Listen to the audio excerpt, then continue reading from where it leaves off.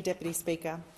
The federal electorate of North Sydney is the third largest business centre in Australia, with some 30,000 small to medium-sized businesses calling the community home. These businesses, the people who have built them, those that work in them and those that buy from them, are the backbone of our community. And as such, those living in my electorate are very aware the current economic climate is creating unprecedented challenges for them. It is imperative that any legislative change that directly impacts these businesses be reviewed through a process that involves deep listening. And as North Sydney's federal member, it has been my privilege to do just that when reviewing the Fair Work legislation amendment Closing the Loopholes Bill 2023. The opinions I express today, then, represent the input of hundreds of North Sydney residents who have provided invaluable commentary to help my team and I come to a position on this legislation, and I'm honoured to be able to now advocate for them in this place. From the outset, let me say there is good in this legislation that my community welcomes.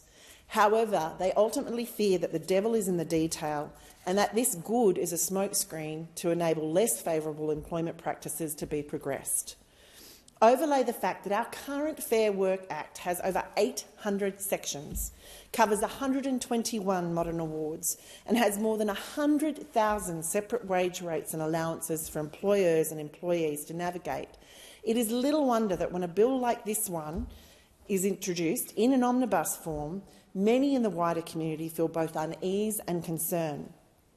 The community of North Sydney supports wage growth and improved worker standards, but it also recognises this can only be achieved if the businesses themselves are operating successfully and efficiently.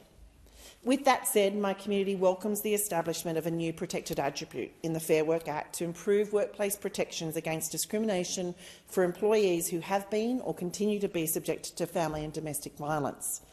So far this year, Mr Deputy Speaker, a woman has been killed every 5 days by an intimate partner, while many thousands more have continued to struggle to navigate a system that needs to be turned on its head. The changes proposed in this legislation, then, are a welcome step in the right direction. My community also welcomes greater support for first responders, including police, firefighters and paramedics suffering post-traumatic stress disorder, just as they support expanding the role for the Asbestos Safety and Eradication Agency to cover silica and silicosis. They also support the small business redundancy exemptions in insolvencies, and they support introducing a new criminal offence for intentional wage theft. However, to this second reform, they insist that it be focused on capturing those that are truly pursuing this course of action with intention, not just those who are falling foul of our incredibly complicated award and work system. Broadly, my community also favours the Fair Work Commission having the power to set fair minimum standards for employee-like workers, including in the gig economy and road transport industry workers. However, many also express concern that these growing responsibilities for the Fair Work Commission must be matched with increased funding and resource, and that any change in this area should ultimately still enable employees to work in the terms that they wish to work within, not to which a union would wish they could work to. There are, however, 6 key areas that are cause for concern for my community, and they include the following. The first is a fear of pace and scale of change and the potential for unintended consequences. Coming off the back of other recent significant industrial reform moved by this government, there is a general fear, particularly among small to medium-sized businesses, that there could be several unintended consequences that come with this legislation. In truth, this is the second tranche of an extraordinary amount of change in a relatively short period of time. I just wish this change was matched with the same efforts in climate action. And even large businesses with human resource teams are reporting they expect to struggle to get their heads around it. Perhaps most concerningly, however, is the message this scale of reform is sending to the business community, a message which is hard to miss and seems pretty clear, that this government is expressing a relatively low opinion of those in business. Any successful business knows it is only as strong as those that work with it or for it. And so to pursue such broad reform based on an argument that is required is deeply concerning and insulting to many.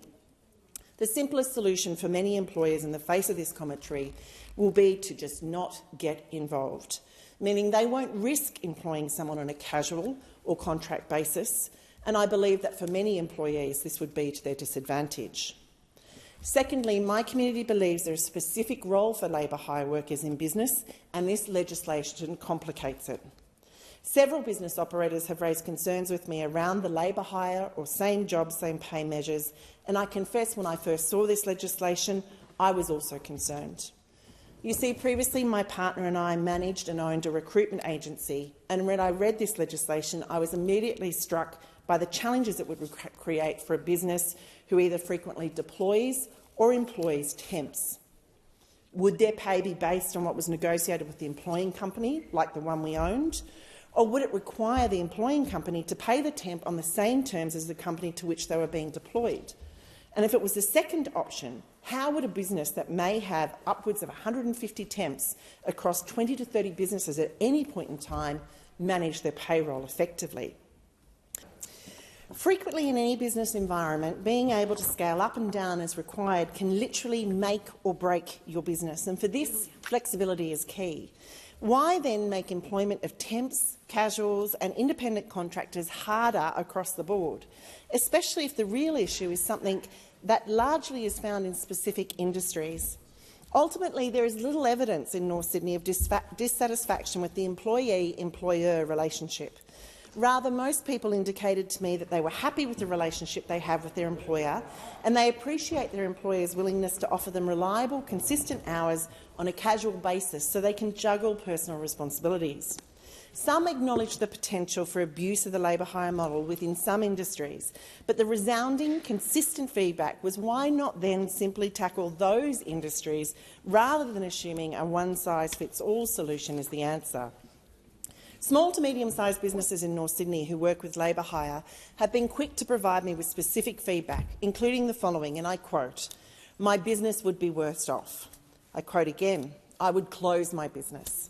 Again, it is not fair for other experienced and loyal workers that labour hire gets the same pay as them.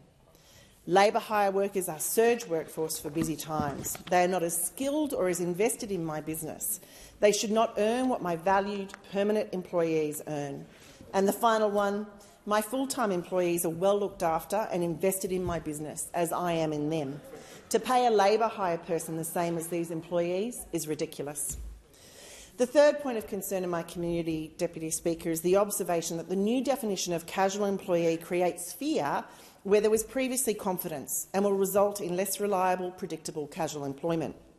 In North Sydney, casual workers make up 45% of the workforce in small to medium businesses.